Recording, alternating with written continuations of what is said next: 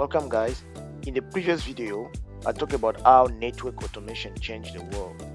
In this video, I'll talk about some concepts you need to know and masters in the world of automation. Welcome to Software Defined Network, the world of automation. There are some concepts we need to know when we're talking about programmability. There's like few concepts you need to know. Those are basic concepts that you need to know, not only to know, but you also need to master, like Netconf, Restconf, Young, gRPC. I'm not going to cover about gRPC in this video. That will be another video. But let's talk about what is Netconf, why we're using Young, why Restconf. Data modeling. What is a data modeling? Like an example, if we take a person, when we're talking about data modeling, it's the way the data is being structured. You have the name of the person, Eric, the surname of the person, Brown, occupation, network engineer, married, no, age 55, children 5. So you can see the way that data is being structured.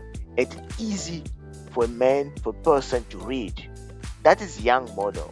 Young model is a data modeling language. The Young model defines the hierarchical of data structure, which can be operational based on network configuration management protocols.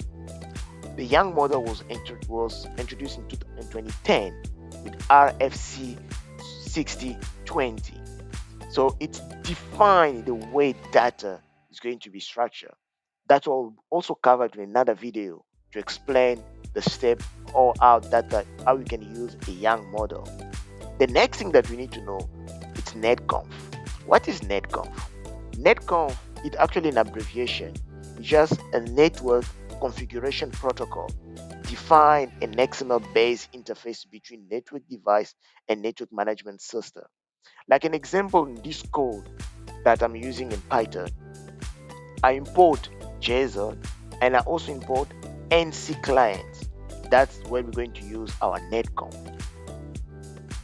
So inside of this, of Netconf is a protocol that we're going to use to communicate from this code into the device. So we're going to send the script and then receive our data, which is going to be modeled into XML. We can also pass the data, you can also pass it to JSON, but the main response that Netconf responds is XML. The next one that I want to talk about as well is Restconf. What is Restconf? Restconf provides a programmatic interface based on a standard mechanism for accessing configuration data. So as you can see, this is another code that also we're going to see how Restconf is in action. Like an example, I'm using a request to implement Restconf. We're going to see how the verb have been used in Restconf and how we're going to use the verb as well in Netconf. What is those verbs that am I talking about? Before even I cover the verb, let's talking about this language, Python. Python is a computer programming language, often used to build websites, software, automate tasks, and conduct data analysis. Python is an interpreted object high-level programming language with dynamic semantic. So we're talking about this language that's, as a network engineer new into the network world of automation, Python will be very good for you to use to automate your task. As you can see, we're going to see how using this, and we're going to access the information from the device and then print those info into our terminal. Let's check how those things are going to be in action. Before I move, let me cover a little bit about Sandbox. This is a service that's given by Cisco for free. You just have to use the link devnetsandbox.cisco.com and then you log in and then you use your credential to log in. You can subscribe, it's for free. I use my Google account. You can use it. You go in and then you see many products that Cisco has listed that you can use to test your automation. But for our purpose, we are going to look for a specific device that we're going to use, iOS XC. So this is a device that we're going to log in into. to check whatever we're going to send and to see how Netconf can be implemented, how we can get the response and see the younger model and the data modeling. We're also going to use Restconf. We'll see this into an action. I also have those two devices. They are CSR 1000. I'm going to use them also for another example, for the same example, to see how I'm going to use my own device to access data and then to print that data into XML. We'll see this in action, how automation will make this simple for us, and also how automation is getting life easier to leaving your code so that I don't have to log into the device, putting the detail of the device. What happens if I forget the detail of the device? With automation, we can just go back to your code, you put your code, you keep it somewhere, and then you can use it anytime for make changing or implement policy or security purpose. Let's see this in action with Netconf. So how the automation works. So I'm talking about automation, data modeling, Young model, and RESTconf and all those things. But how that's going to work? Remember, we have the detail that we're taking from iOS XC. So we're going to take one of those detail from the devices, and then we're going to use it into our code, and then we will run the code into the device, and then we ask the device a specific data, and the device is going to respond with us. And one more step that you need to know, those devices, they're already been configured with Netconf. So that's what I can also explain to you in another video to see how to configure your video with Netconf. So let's see this. So I'm importing JSON from NC Client Importing Manager. Then this is for some of the result from the devices. Then I'm using Rich to print my result in a different color. And then from device detail over here, we're going to import CSR2. Remember, it's only CSR. The 2 is for to say that's a second device that we're going to use, not the first device. I can also change it to the first device.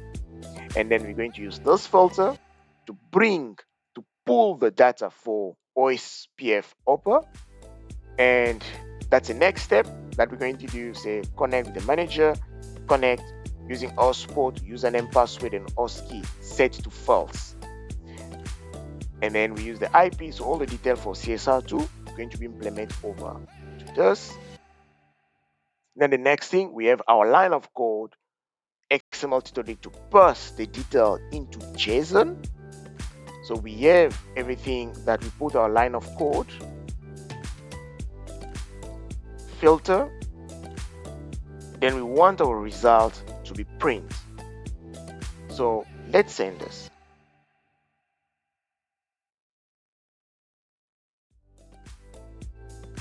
There we go, our result. Let's send it again.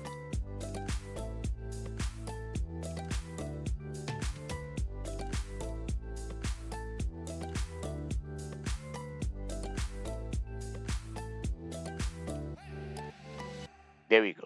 So as you can see, our design, it's nicely designed with data modeling. But if you check on the left side of the code, you'll see this bar, this pipe. I actually specify this pipe over, so I can also remove it. It's the purpose I specify this pipe just for to see how data is going to be printed, so I can check the line of data. I can remove it. Then let's see for the RESTconf. We're going to do exactly the same thing with RESTconf. Check our code. So we say from REST device info import iOS XC, then import request. We need request to connect to our device for HTTP. And we have our line of code over here. So we have connected, we define everything. So all the details are there, and then we run our code. Remember, this one is connecting to iOS XC into Cisco there on the cloud. But for Netconf, I'm using my local router to connect and to bring the result. There's a result, it's coming. As you can see, our internet, our interface, gigabit interface 2, there's not actually no IP4 or IP6 set up into this specific router. So thank you so much for following this video. Click like, share, and subscribe. See you next time for the next video.